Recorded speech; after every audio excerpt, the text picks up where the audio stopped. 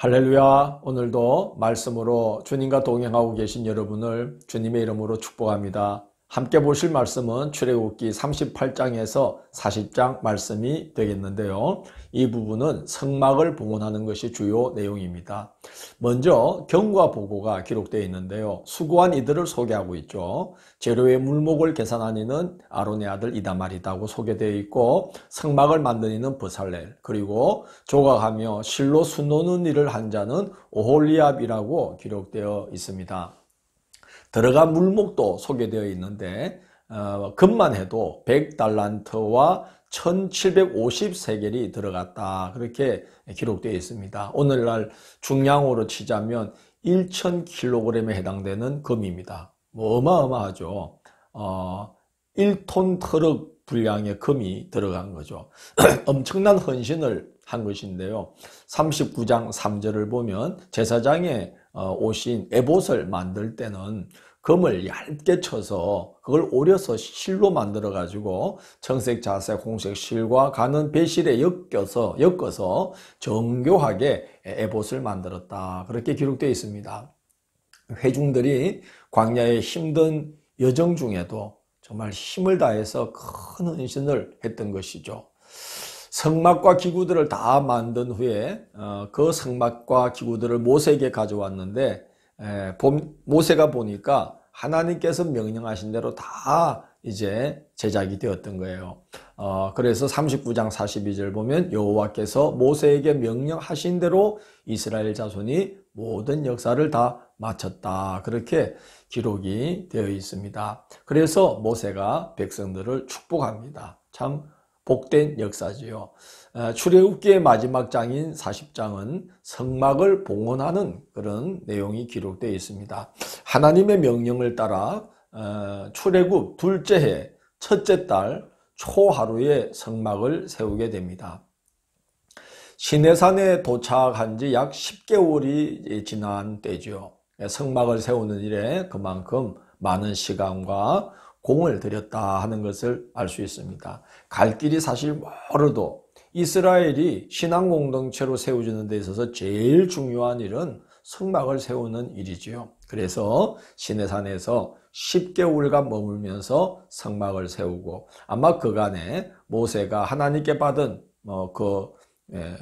규례들을, 계명들을 백성들에게 아마 여러 차례 가르치고 또 교육을 하고 그랬으리라 생각을 합니다. 신앙 공동체로 세워지는 준비를 시내산 아래에서 10개월에 걸쳐서 하게 된 것이죠.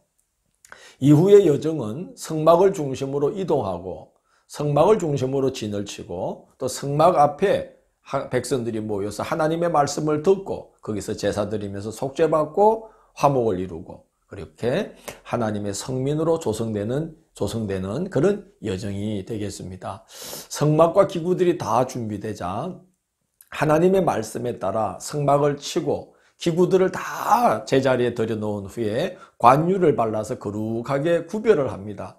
그리고 아론과 그 아들들도 성막 안으로 데려다가 물로 씻기고 거룩한 예복을 입힌 후에 관유를 부어서 이제 거룩하게 구별하죠. 그래서 영원히 여호와 앞에 제사장이 되도록 그렇게 관유를 부어서 구별을 하게 됩니다. 오늘 그 봉헌하는 그 내용을 보게 되면요, 반복되는 표현이 나와요. 여호와께서 모세에게 명령하신 대로 되니라 하는 표현입니다. 성막과 성막의 기구들이 하나씩 배치될 때마다 이 표현이 반복됩니다. 성막이 세워지고 지성소 안에 전극계가 들어가고 휘장 앞에 향단에 향을 사르고 떡상에 떡이 진설되고 등대에 불이 켜지고, 또 제단 위에 제물이 올려져서 제사가 이루어지기까지 모든 여정이 하나하나 다 하나님께서 명령하신 대로 진행이 되었다는 겁니다. 그 모습을 볼 때 모세와 회중들이 얼마나 정말 감격하며 기뻤을까요? 여호와께서 명령하신 일들이 명령하신 대로 하나하나 모습을 드러내어서 성막이 완성되어 가는 모습을 황홀하게 지켜봤을 거라고 생각합니다. 그래서 여호와께서 모세에게 명령하신 대로 되니라 하는 말이 거듭거듭 반복되고 있는 것입니다.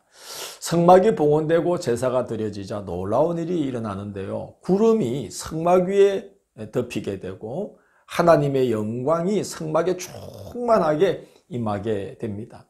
그래서 하나님께서 이제 임재하신 그런 표징으로 전고로 구름이 성막 위에 덮이게 되는 거죠. 하나님께서 임재하셔서 친히 길을 인도하심이 시작됩니다. 구름이 성막에서 떠오르면 이스라엘 자손들이 행진을 시작하고 구름이 내려와서 성막 위에 그냥 머물러 있으면 그 구름이 떠오를 때까지 진을 치고 머물러 있었습니다.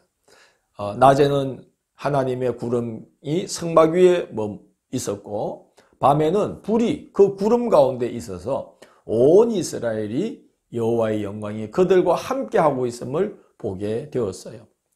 그래서 이제 성막을 중심에 두고 이제 늘 그 성막 가운데 구름으로 임하고 그 구름 가운데 불로 임해 주시는 그 임재해 주시는 하나님의 영광을 보면서 이스라엘은 광야길을 걸어갈 수가 있었던 거죠. 성소는 하나님과 동행하는 거룩한 삶의 터가 되고 또 성도들이 이 고된 현실을 광야 길과 같은 고된 현실을 믿음으로 걸어갈 수 있는 그런 정말 성미하는 터가 되는 곳이 성소입니다. 그래서 성도는 성소를 드나들며 살아야 하는 것입니다. 성막이 봉헌되자 이제 그들은 광야를 통해서 가나안으로 가는 그 걸음을 이제 비로소 내딛기 시작하게 됩니다. 내일 2월 2일이죠. 내일 2월 2일 화요일은 레위기 1장에서 6장 말씀으로 예배자로 부르심이라는 주제로 말씀을 함께 살펴보도록 하겠습니다. 함께 해주셔서 감사합니다. 기도드리겠습니다. 주님, 이스라엘 백성들이 그 광야길의 험난한 여정 중에도 하나님의 성소를 세우기 위하여 오래도록 머물며 헌신하며 하나님의 복된 역사가 나타나고 하나님이 영광 중에 임재해 주신 그런 귀한 일들처럼 이제도 우리가 그와 같은 모습으로 하나님께 헌신하고 주님과 동행하는 삶이 이 안에 내내 이어지도록 인도하여 주시고 구름 기둥, 불 기둥으로 친히 인도해 주시는 하나님의 인도하심 가운데 이 안에도 평탄하고 평안 중에 든든히 세워져 가는 이 한 해의 삶이 되도록 인도하여 주옵소서. 예수님 이름으로 기도드립니다. 아멘.